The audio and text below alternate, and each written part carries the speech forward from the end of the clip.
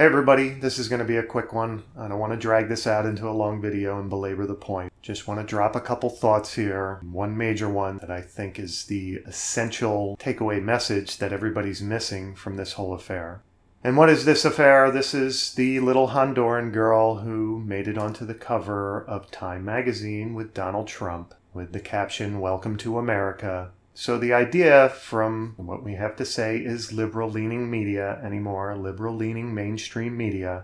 The idea is she is now the poster child of America's immigration policy, supposedly the new immigration policy, of separating parents from their children. Now, I don't want to get into that whole rigmarole, just touch on it lightly here. If you bring your children into a country illegally, and your children are separated from you because the country you illegally entered doesn't want to put children in the same facility with dangerous adults, then the separation is not the fault of the destination country that you brought your children to. It's your fault. Okay, I'm not going to belabor that point either. Anyway, she's become the poster child for this supposed new American policy of separating children from their parents. And it's not a new policy. It's been going on since Bill Clinton. So now everybody's having a good laugh, and understandably so. Liberal media is a disaster, and we need to poke fun at it and just have a laugh and get past it. Everybody's having a good time with the fact that this girl was never separated from her mother at any one point. In fact, the original photograph that she was cropped out of by Time magazine and in order to put her onto the cover with Donald Trump shows her standing within inches of her mother. Seems the reality of the situation is that the ICE officers or whoever it was that were detaining her mother made sure that she was not separated from her mother, made sure that she was taken care of. Why is she, I think the agents even asked, why is she crying? Does she need this, that, the other thing? So at no point was this child ever separated from her mother. And everybody's having a good time with this. And everybody's trolling liberal media. And there's a ton of memes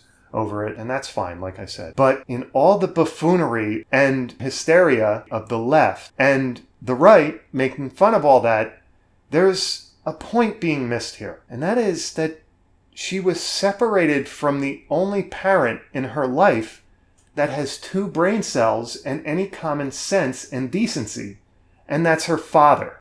I'm just going to go ahead and read an excerpt from the Washington Post article about this. I'm just going to read it from my Gab post. I did some screen captures on my Gab account.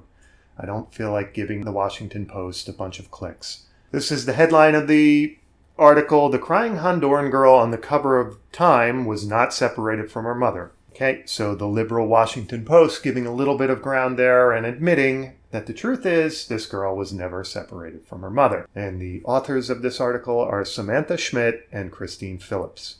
In Honduras, Dennis Javier Varela Hernandez recognized his daughter in the photo and also feared that she was separated from her mother, he told the Post.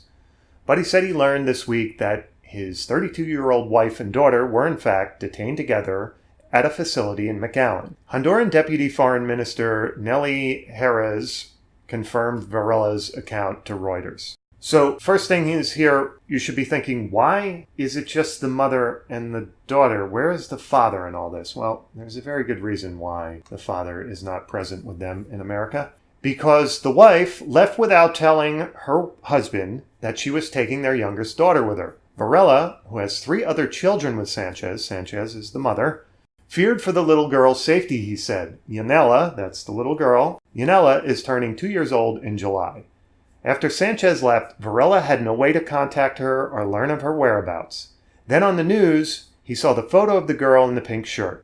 "The first second I saw it, I knew it was my daughter," Varela told the Post. "Immediately, I recognized her." He heard that U.S. officials were separating families at the border before Trump reversed the policy Wednesday. "Varela felt helpless and distressed, imagining my daughter in that situation," he said.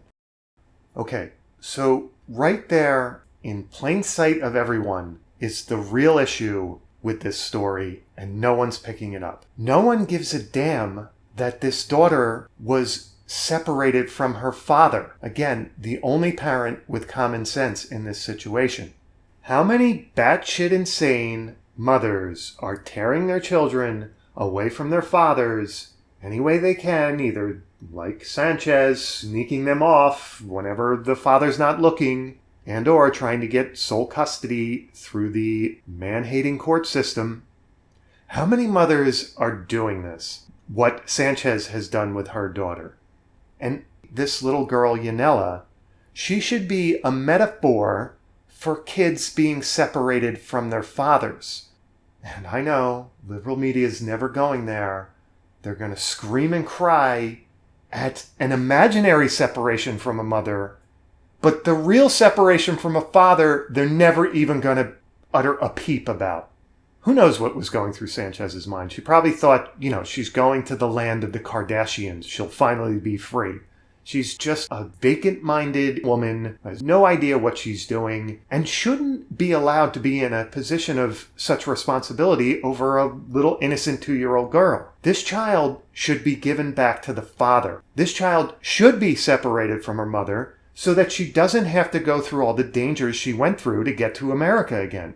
If they release Sanchez and this child together, if they deport her back to Honduras with her child, she's just going to try again in a few weeks, a few months, maybe a year or two. Who knows? She's going to do it again. So something should be worked out between the American authorities and the Honduran authorities to assure that this doesn't happen again.